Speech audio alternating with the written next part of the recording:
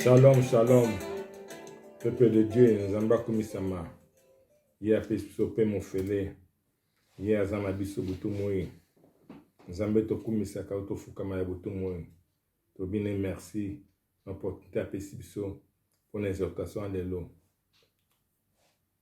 Paninga Msubatiki Biso Lelo, mais Biso de Kibangona de côté. Nzambe Tokumisa à Pesibiso, Makasa Pesibiso de santé, à Pesi abate Biso, abate ba famille na Biso, abate ba mboka na Biso. Yende papa na biso beta tolo. Na exhortation de l'eau, aussi à ban Nzambe, basa vraiment attentif na exhortation biso de l'eau. Saint-Esprit tam sa biso banité na suka, au comprendre l'exhortation, au méditer ango, au appliquer ango, et bakosa nango, eza malamu. Ngai ouvrier na bino, c'est que Jérôme Diamba. Nous avons pesé ma casse à pesé bino, le cola, tout ça, c'est comme un coteau ka exhortation. Oyo apesi biso o inspiré ngango na vie na biso ba Nzambe to ba caractéristique Nzambe za ba caractéristique de Dieu zali ba caractère Nzambe zali ba le chemin des paroles de Dieu zali so tali ma caractéristique de tout le monde l'amour et la sagesse puissance la justice la sainteté za katiwan tout le chemin des paroles de Dieu tout le monde amour et la puissance, la grâce de Dieu, tout est le fruit de la parole de Dieu, des fois le fruit du Saint-Esprit, tout le monde la bonté, l'amour, la joie, la paix, la patience, la bonté, la foi. Tout ça, dans Galates 5, verset 22, où tout le fruit de la parole de Dieu. Le lot que nous allons parler, c'est la caractéristique, une caractéristique de la volonté de Dieu. Caractéristique, les caractéristiques, na tirika moko na katea na chemin la parole de Dieu ali na qualité de Dieu ali na fruit de la parole de Dieu ali et de Dieu ali na suis amour. Na bien amour, c'est-à-dire que la caractéristique de la volonté de Dieu, la charité, l'amour, autre bien la bolingo. Et on a tel aussi l'amour, c'est la charité, c'est bolingo. Ils sont ensemble. Ils sont vraiment utiles. En cas de vie, na qualité, il y a Nzambe à ce bolingo. Tout ça, tout bien le chemin de la parole de Dieu à ce bolingo. Tout ça, fruit de la parole de Dieu, ça bolingo. La charité, c'est l'amour. L'amour, c'est le premier commandement de Dieu. Et aussi, est un don de Dieu. Et ça, don de Dieu, amour. Tout le monde n'a pas le don de l'amour. Bah, tu n'as sauté. Tu vas encore. Badunyo sauté, tout le monde a tout connaît betonga, tout la famille. Donc on est pas badunyo sauté. Ango sani na zuango na tirango na livre il y a apôtre Paul, il y a 1 Corinthiens 13 verset 4 à 8. Ango no se ba Nzambe méditer ango yo tangango. Yo li tangango méditer ango, comprendre, appliquer ango. Apôtre Paul dit que si c'est pas la biso awa, ça dit que ça recommandement utile, très utile. Très importante pour nous ensemble.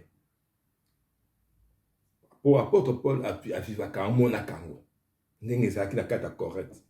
L'église a plein de dons, de talents, mais une église moi il a désordre. L'église moi il a amour. Il y a moi apôtre Paul a komaki ango. Et sa première lettre na correcte. A komaki na 13 verset 4 8 tangango méditer ango comprendre ango appliquer. Oya mabetika. Wazo insisté dans Katuana. Les amala pour la biso bandam. Total otangi. Le bien. Kalita mala mozuango. Ba chemin mala mozuango. Ba kateska mala mozuango. Ba frère la parole de Dieu aussi on applique ango. Ango total ango lelo. Toujours développer ensemble. C'est que biso to développer ensemble. Surtout babengi bolingo. Babengi amour. Babengi charité. Albi bolingo izani na motema. Molai. Puis dans Boboto. On parle de amour, l'amour est patient, la charité est patiente, plein de beauté. Des cas avec Moïse a qui patient. Moïse a qui patient dans tout le monde, à soi qui groupe, dans Israël, comment ça autant la bango. On sait que la qualité, tout ça vraiment patient, tout ça plein de la beauté, de la ensemble. Tout le coup de sika moko na betonga, tout le coup de sika moko na famille chrétienne, tout le coup de sika moko na séminaire. Est-ce que tout ça patient? Est-ce que tout ça a plein de bonté? Tout ça Moïse a la kinango. Moïse a la bolingo wana. Oh ya ko patienter, ya monter mon laï, na pe na boboto Moïse a la kinango. Ya ko ba se na biso ba Nzambe. des fois to imita eux malamu parce que tout bolingo ezali na zuwa te. L'amour n'est point envié, la charité n'est point enviée. Tout le monde ça dit que le bas ensemble sur le point amour au monde voisin na yo asa pour ça bilamba so ça bien sa propre bani ça bien azali na bosui une vie vraiment heureuse. Des fois que tu deviens jalouse même baninga no ya misala même baninga no et tonga ozoma baza vie na bango ça vraiment bien baza bosui baza donc baza famille moko heureuse moi ensemble obi oza bolingo mais yo wana te bolingo za na zuwa te yo wana olati zuwa bazo senga biso ti okomi jalouse na po ozomona moninga na zo etonga aza propre azolata bien aza na bosui yo wana okomi na zuwa le quoi tout mon exploit ezaki akayana abel ezaki que soit sema oyo asemi bo zuwa ekoti epa kayen sala ndeko mabe ndenge ezali koloba biso bana nzambe ba frère et sœur papa maman frère bandeko ya nzambe tala zuwa ekoti na kati ya etonga. La jalousie engendre le maître. La jalousie engendre le vol, l'égoïsme. Écoutez, nous n'avons pardon. Il y a plusieurs façons, plusieurs manières. Il y a la jalousie. Ezali.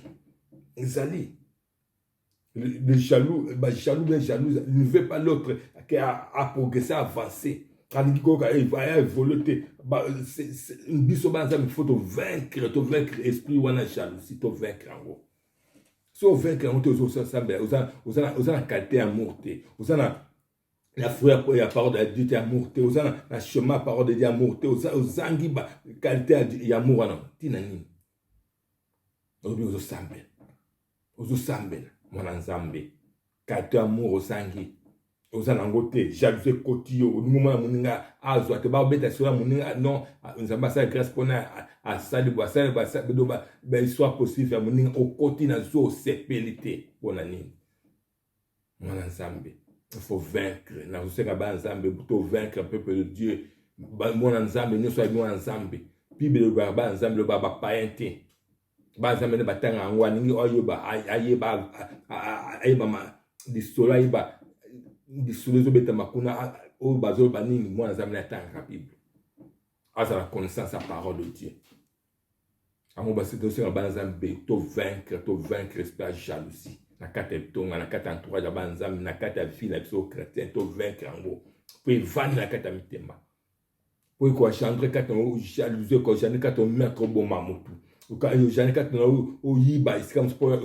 ou ça concurrence ou j'en ai côté comme c'est égoïsme et comme ça non pardon ça quatre mois na yo bon ensemble quoi la jalousie tout ça il faut vaincre biso banzambe la société que so bolingo comme ça maté au vanta via vantalisme et ça la na bal ensemble laisser battre comme ça yo attends que yo frère sœur tika bato bakumisa yo bakumisa biso bakumisa yo oza bolingo mwa nzambe abeta atolo te ngai za mwa nzambe kaka ngai yo te ti okoma ngai bakumulia yo mwa nzambe za bonté merveille abeta tolo te ngai na sasaka na bana idaka na pesa ba mona pesa bato non mwa nzambe abeta tolo te bato bakoparisi yo nzambe tushaki motema ya Pierre que no mona merveille ndenge ça limpo na mwana nzambe se vantaka te nga sasa bantu nga sasa bantu yo ngai yo te mwana nzambe beta tolote mwana nzambe mikitsaka mbolingo vimsaka te omi kozo bimsa lona lolendo te dans l'amour il n'y a pas de malhonnêteté ezalaka te azana na bolingo akoki kotia lolendo te akotia te vie à malhonnêteté ozomi vimisa papa osa lolendo po okota vie à malhonnêteté nzambe mwana nzambe za bonté mwana nzambe na kati ya mosala na kati ozosa même malhonnêteté ozoyiba osa kokele na kati non mwana nzambe za bonté ozomi vimisa tolo ça dit que non oko ozosa mabe ya malhonnêteté non mwana nzambe za bongo te mwana nzambe tika vie ya bongo tika vie ya bongo bolingo ezalaka makambo ya soni te ezala soni te bolingo elukaka matomba na yo moko kaka te bolingo ekanisaka moninga mabe te biso banzambe tokóma na bapensée négatif n'a pas idée négative toujours. Ah non, à ta frère, son sœur, oh non, au comme tu pas pensée négative. Vous nous avez monté. Vous nous avez monté, ça sonne, tu as ça, mon m'a bêté. Quand ça, mon m'a dit, yo, ça, yo, ça, nzambo, ça, mon tout. Oye, ba, kera, moto. Oh, on a ba qui. Eh bien, yo, nan. Toi, c'est qui? Biso, banso. Tout ça aide, cet esprit à révéler au roi malam. So cet esprit à révéler, comme ça, tu le bon, ngai, na yebi, bon, quoi, ça, bon, non, yote. C'est Dieu qui sonne le cœur, c'est Dieu qui connaît le cœur, c'est Dieu qui yenda limité, yenda il va penser, il faut qu'on va penser toujours négatif, il va penser pire, il faut que moi, il faut chasser. Écoutez, on a soi, écoutez, on a ma casse ma bé. Écoutez, on a ma casse ma bé, comme bolingo, quand c'est mon ma bête, pourquoi c'est mon ma bé? Pourquoi dans l'amour ne cherche point son intérêt, point de profit. Yo taka me terrain no profit na yo. Ozo pour moi aider mutu, faut toujours ta profit dans la carte. So profit les acteurs vous aider. Ozo ma intérêt c'est comme initiative vice versa. Non, boni nous a bonté. Boni nous a bonté. Koka ça ma bête. Koka ça ma bête. Dans l'amour ne cherche point son intérêt. Koka intérêt dans mon carte. Gain au monté, profit au monté. Non, ça c'est pas l'amour. Oh, ça me peut interroger le bio comme c'est le beau non. Parce qu'il y a un bin Zambé na imité na biso. Zambé na ibika na biso. Ça c'est mon nom, ça passe, ça c'est Yam Zambé na ibi. Zambé iba ki motema mais en fait. Tant ça ba. Azo pe ça ba don. Azo ko ide ba nous ya madame. Ko ide ba tuzaka te po ba ko ide ba kata pe kata famille na yo. Non, zaka kata famille na onté. Autre coup d'anzère, tout le temps, mutu azo senga même moi ko permettre peut-être mais la maille allez attendez pas. Yo ozo ko aider mutu intérêt. Ozo ko aider mutu ozo kan c'est ma bien non. Moi ça ma bonté. Moi ça ma casa bonté. Bolingo bomba kama ma bien na motema te. C'est ça le coup commis ozo bomba ozo sona mutu. Dans l'amour, il n'y a pas d'hypocrisie. Au moins, sourire, je n'ai sexe, mais la carte à motema, aïe, à kanga le kati. La carte à motema, kuna à lata kanda. La carte à motema, kuna à bomba kanda. À l'intérieur, aux yeux, batem, yende, donc, aux yeux, mais, aza kanana yo. Aza, c'est mon autre mukete. Mais un sourire jaune, ça, sourire jaune, sourire, sexe, yo, mouillé, baté. Ça, c'est pas l'amour. Il y a une hypocrisie. Il y a une hypocrisie. Foué beza bolingo eza hypocrisie bolingo esepela kana makambo yako kanga boyingani me ya boyingani te ya ba injustice. Non, ça c'est pas de l'amour. L'amour ne se réjouit pas de l'injustice. La charité ne se réjouit pas de l'injustice. Et non, ça ma bonté. Mais le tout le monde on vivre amour na ba tonga. Amour comme injuste ba donc ça te que justice a susté ba l'ensemble.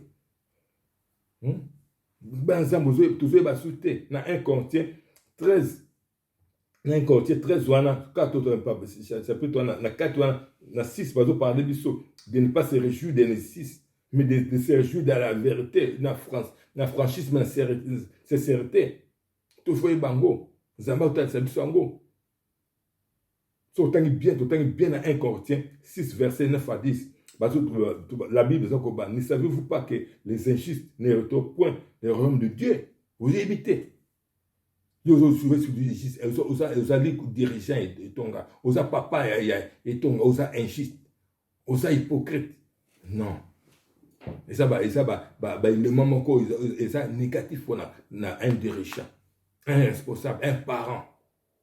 Ne dakatanda kuna yo mwana papa oza injuste na ba oza hypocrite na ba non c'est pas de l'amour toujours vivre amour de l'eau toujours apôtre Paul a comment quand ils aki na une église à corte le toujours vivre avec l'église belé et c'est comme il makas ne vous trompez pas ni les impudiques ni les idolâtries ni les addicteurs les voleurs, les infamés, les ivrognes, les outragués, tous ces gens-là, outragés, ne sont pas ravissants, ne retournent pas le royaume de Dieu. Non plus, hypocrite, toye bango. tant vous appliquez aux arguments ensemble aux finga ou au trash na batu aux finga batu aux ko injurier batu aux lango masanga aux semblant na crise aux mala men na banda l'église au langwaka mais place les athées na Rome de Dieu to yo ya ba dans sur masanga puna basa pour ça ba sur masanga ba dans masanga te o ya batu yo za injuste o ya batu yo za butu non et ça m'a bé et l'église est baby les lots pour la injuste et puis papa pour la sentiment bolingo et kangama na motema na makambo nyonso c'est ça o ba osela biso yo mwana za fo okanga motema na makambo nyonso to mona encore Moïse bolingo ibi makambo nyonso elikaka na makambo nyonso atala kanza dans l'amour et ça facilité to ibi ça facilité un homme de Dieu tout le monde a même église au moins tout le monde l'église est comme divisé la division côté de ce côté tendance, ce côté injustice, ce côté hypocrite, sentiment, et côté dans certaines églises. Tendance, c'est aller.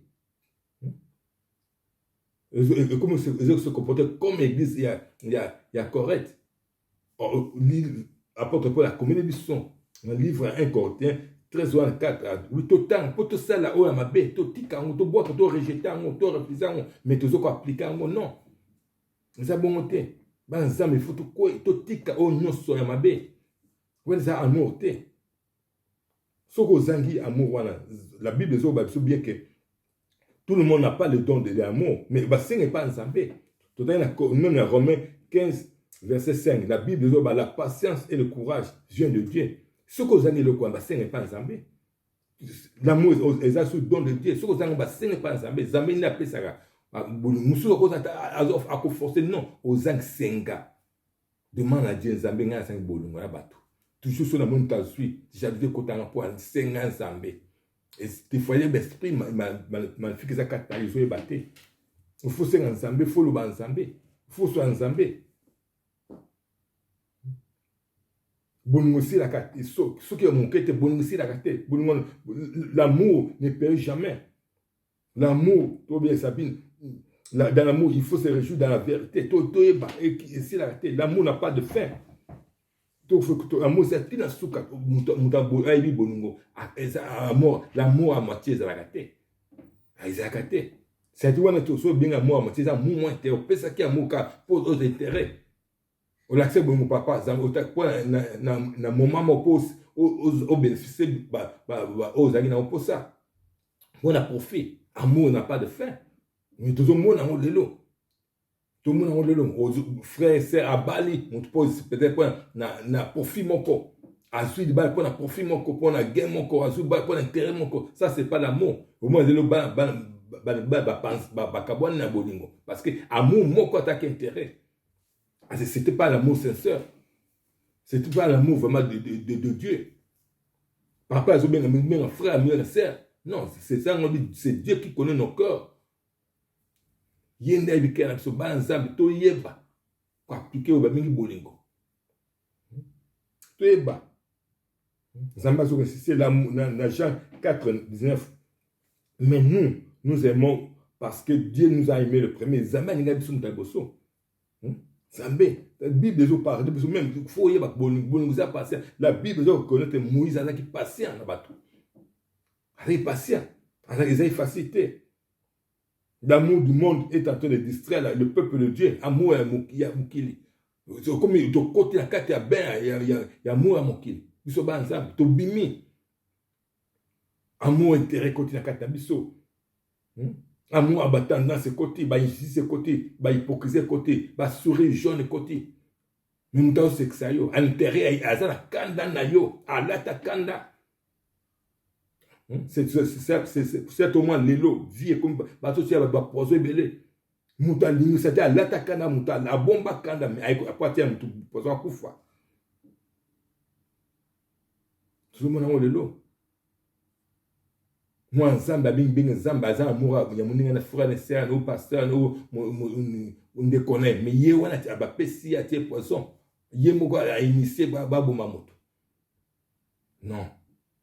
Pas ensemble. Toke ba l'amour du monde et ça qu'on distrait biso le peuple de Dieu. Amour, l'amour, cet amour, il y a distraction, il y a offrir, le plaisir chanel, l'amour de Dieu n'a pas de frontières. Biso amour en Zambie, la frontière. Nous tenons sur côté, c'est quand on connaît, Azan ne connaît pas, comme le régionalisme, comme le tribalisme. Le peuple de Dieu, Zambie, jusqu'à ça, il y a bonté. Papa, ça a bonté. Mais biso comme copier, oh, baninga, et comme il y a amour, il y a distraction, amour, il y a intérêt, il y a libanda. Frère Christ, comme Aninga, toujours, frère, il y a école, il y a un beau canaï. Non. Sert à Christ le kona. Non. Nous avons un Zambé. Au Zambé, nous avons bolingo. Non. Zambé, bolingo zate kat na yo. Bolingo zate kat abaninga. Balan Zambé. Et surtout, bolingo zali la zouate. Loko ilati kata vandi mingi na ba bolingo sorta bolingo no sorta na ibi fomo vandi pona ngana mingi za bolingo ezali na zoua ba zoua vandi ok ba isa so bolingo za zoua te. L'amour ne point avier. La charité ne peut envier, mais le pas ce zali. Mutaza na bossu, mutaza na propreté donc na bossu na une ville heureuse et beau tu makamo belé. Tout communauté banda bapa non, nous sommes les enfants de Dieu, il y a une différence. Et là tu dois t'amener kayen aboma qui ne connaît quoi Yeshua. Au comme jaloux pour la montre. Non. Mutazui bado comme jalouse pour naïe. Mutazui azuma comme jalouse. Non, c'est pas Isaac caractéristique la volonté de Dieu, biso ban tout en amour. La caractéristique de la volonté de Dieu, c'est amour. Tout va dans amour na katamité na biso. Na tant que yo ba dise moyen mutazui bonga mona nzambete. Ban nzambe na consiste sur ce point là. Tout ça wapi lelo, tout comme wapi lelo. C'est la notion de bonigo. La jalousie, ça quoi, jamais mettre des oboma battu belé. Ta jalousie, il y a un aboma qui ne connaît pas. Ta jalousie, il y a un belé, ba frère Christ batté, ba ne combat, ba poison, il belé. To comme la distraction, il y a une banda. Ta jalousie, et continue, comme tu as moutou. A que nous y va, à vol, à zoa. À zoa, à prouver, ba ninga nae. Ça nous jalousie, ça nous même égoïsme. Au niveau ça, ça baninga te. Et jalousie comme même non pardon. Au ça il m'a bien et pas le mal ils a bien. Les to changer ba contexte, ba qualité. Le mal ils a mato qu'on non, le mal comme bien comme mal. Non. Nous sommes les enfants de Dieu. Toyeba, le mal côté mal, il faut condamner le mal. Le bien, il faut toi applaudir en mot. Toza sko wapi. Toza wapi tubimini banda. Tubimini banda ba nzambe. Tozonga. Ninga porte pas akomaki si na côté akomi toyeba si la charité si l'amour toyeba bolingo. Bigi to faut ko abandonner mabe. L'amour ils a fait l'amour na suka, l'amour en frontière té. Au banzambe na ko zorte le banzambe peuple Dieu au senga banzambe to yeba o ba bengi bolingo eza caractère de Dieu eza caractéristique de Dieu eza ali to bengi le fruit de la parole de Dieu le fruit du Saint-Esprit to banda ibanana bonu amour parce chemin de la parole de Dieu eza tout nous sommes ibana tout amour comme patience, comme sagesse, comme puissance, comme justice, non mais non c'est l'amour. Quand on se au monde, mais l'amour est là partout. L'amour est comprimé. Yo mo mi tuna, place nous aller, ozana bolingo, ou bien ozana bolingo te. Yo mo mi ba na ba point ba lobi si bolingo, yo za wapi. Mettez cette parole, méditez en gros. Comprendre en appliquer en gros ba ensemble bazo ça mais comme amour ezaka baza ennemi baza diviser ba ensemble bazo sambela na famille baza diviser baza ennemi quelle sorte d'enfant de Dieu les défauts c'est à prier pas jamais parce que il faut nous pardonner ça te on dit que les jalousies donc ce comme et engendre dans vie na katamso même les non pardon. Il y a plusieurs manières à la jalousie. Il y a plusieurs manières à la jalousie. Premier zakata aussi ba nzambe to vaincre l'esprit de jalousie la kata fi d'abso. To vaincre ngo. C'est différentes sortes on attend ya ba amour to surtout la jalousie to vaincre ngo makasi. Tout ça to vaincre ngo. Parce que il va ne kata ba nzambe, il va ne kata ba tonga, il va ne kata ba sa nzambe, il va ne kata ba dirigeant nzambe, il va ne kata papa o ba bing spérer itonga bango ne ba nyonso zakata bango azolinga te amour te zakata bato ye yango te banza o azamato ko ayoka naosenga banzambe yoka na tele aussi amour c'est la charité bolingo yoka ngo partager bandeko ba o yebi talisa ye bolingo soko za ennemi na mutu na kata itonga na kata famille tikango le non pardon non la jalousie côté quoi j'en belé moi banzambe to ebine ba bilemisaka to ebine ba bezaka pardonnons-nous les uns les autres tout ça parfait tout ça il faut comme parfait na seka banzambe appliquons to méditer parole au ya lelo ya 1 Corinthiens 13 verset 4 to méditer encore to comprendre to appliquer ngo yo na saka banzambe o azama to ya yoka o azama to ya yoka o azama to ya yoka azama to andi asala ngo ngo na saka banzambe lo na sana confiance na confiance cet espoir pour toucher na confiance cet espoir akotal sayon yo point na yo akolobela même dans un ndoto na exhortation le c'est la charité c'est l'amour c'est la bolingo tout ça ngi bolingo nzamba kumisama na nyonso abate ya biso na ba famille na biso to appliquer bolingo na nyonso amen.